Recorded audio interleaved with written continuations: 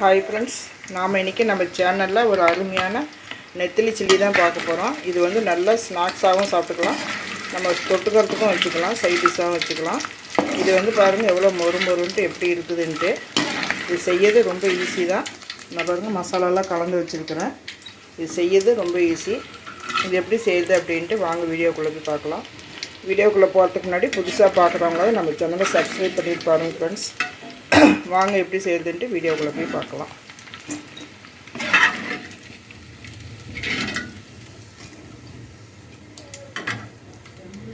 Chilli செய்யறதுக்கு நான் வந்து ஒரு 1/4 கிலோ நெத்திலி மீன் தான் எடுத்துருக்கிறேன். இது வாங்கிட்டு வந்து நல்லா கழுவி க்ளீன் பண்ணி வச்சுருக்கிறேன். பாருங்க, இந்த மாதிரி க்ளீன் பண்ணாமல் வாங்கிட்டு வந்துட்டேன். எனக்கு க்ளீன் பண்ணுறதுக்கு ரொம்ப நேரம் ஆயிடுச்சு. நீங்கள் வாங்கினீங்கன்னா அங்கேயே க்ளீன் பண்ணிட்டு வாங்கிட்டு வந்துடுங்க. பாருங்க, இப்போ இதுக்கு வந்து ஒரு 1.5 ஸ்பூன் மைதா மாவு, 1.5 டேபிள் ஸ்பூன் மைதா மாவு, 1 ஸ்பூன் கார்ன்ஃப்ளவர் மாவு, 1 ஸ்பூன் கடலை மாவு, அரிசி மாவு 1 ஸ்பூனு, கொஞ்சம் சில்லி சிக்கன் பவுட்ரு.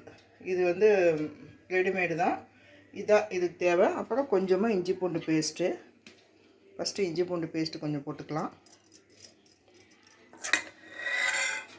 இது கூட மைதா மாவு,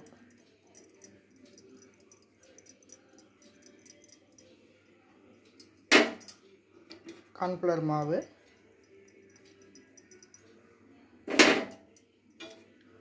இது கூட கடலை மாவு, இது கூட அரிசி மாவு. இந்த அரிசி மாவு போடும்போது நல்லா மொறுன்ட்டு நல்லாயிருக்கும். உங்கள் காரத்துக்கு தகுந்த மாதிரி நீங்கள் வந்து மிளகாத்தூள் போட்டுக்கோங்க, சில்லி சிக்கன் பவுட்ரு. அப்புறம் கலருக்காக 1 ஸ்பூன் கார்ன்ஃப்ளவர் மாவு போட்டேன். 1 ஸ்பூன் காஷ்மீரி மிளகாத்தூள் கலருக்காக தான் போடுறேன். சின்ன ஸ்பூனாக இருக்கனால 2 ஸ்பூன் போடுறேன். இப்போ இதுக்கு தேவையான அளவு உப்பு.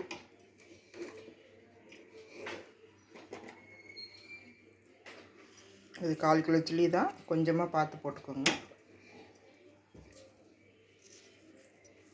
இப்போ எல்லாத்தையும் மிக்ஸ் பண்ணிவிட்டு நம்ம வந்து ஒரு 1/2 மணி நேரம் அப்படியே வச்சுருங்க.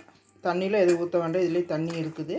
அப்படி ரொம்ப கெட்டியாக இருந்துச்சுனாக்கா நம்ம தண்ணியை வந்து தெளிச்சுக்கிட்டு இது பண்ணிக்கலாம். இது அப்படியே நல்லா கலந்துட்டு ஒரு 1/2 மணி நேரம் வச்சுட்டு எண்ணெயில் பொரிச்சோம்னாக்கா சூப்பராக இருக்கும்.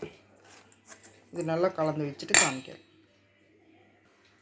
இந்த அளவுக்கு கலந்து வச்சுக்கோங்க. எனக்கு மாவு வந்து கெட்டியாக தான் இருந்துச்சு. நான் வந்து கொஞ்சமாக தண்ணி தெளிச்சுட்டு இந்த அளவுக்கு கெட்டியாக கலக்கி வச்சுருக்கிறேன். இது வந்து நல்லா ஒரு 1/2 மணி நேரம் ஊறினதுக்கப்புறம் நம்ம எண்ணெயில் போட்டு பொரிச்சு எடுக்க வேண்டியதுதான். இப்போ பாருங்கள், 1/2 மணி நேரமாக நல்லா ஊறிடுச்சு. நான் வந்து ஒரு கடாயில் எண்ணெய் ஊற்றிருக்கேன். இது வந்து மீன் பொரிச்ச எண்ணெய் தான், அதனால் இதுலேயே வந்து இதை நான் வந்து பொரிச்சுக்கிறேன். இதை வந்து இப்படி ஒரு பீஸாக எடுத்து அப்படியே போட வேண்டியதாக எண்ணெயில். இந்த மசாலாவில் அப்படி லைட்டாக தடவிட்டு அப்படியே போடுங்க. எவ்வளோ பிடிக்குதோ அந்த அளவுக்கு போடுங்க.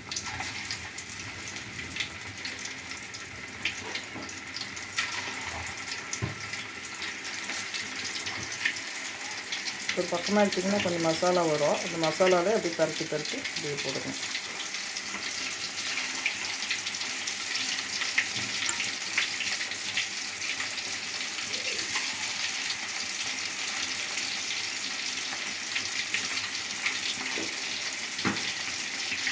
கொஞ்சம் போட்ட உடனே திருப்பி விடாதீங்க, ஒரு 2 நிமிஷம் கழித்து திருப்பி விடுங்க.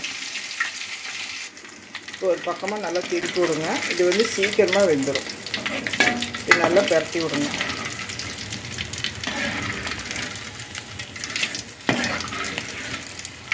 கொஞ்சம் இந்த பபிள்ஸ்லாம் அடங்கினோடனே நம்ம எடுத்துடலாம். ரொம்ப வச்சிங்கன்னா தீஞ்சிடும். இப்போ நம்ம இதை எடுத்து ஒரு பிளேட்லேயோ ஒரு கிண்ணத்துலேயே போட்டுக்கலாம். இதே மாதிரியே நான் எல்லாத்தையும் பொரிச்சிட்டு வந்து உங்கள்கிட்ட காமிக்கிறேன்.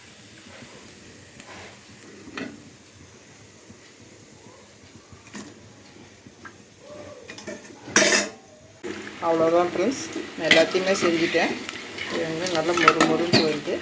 இந்த குண்டால் பாருங்கள் எப்படி சத்தோன்னு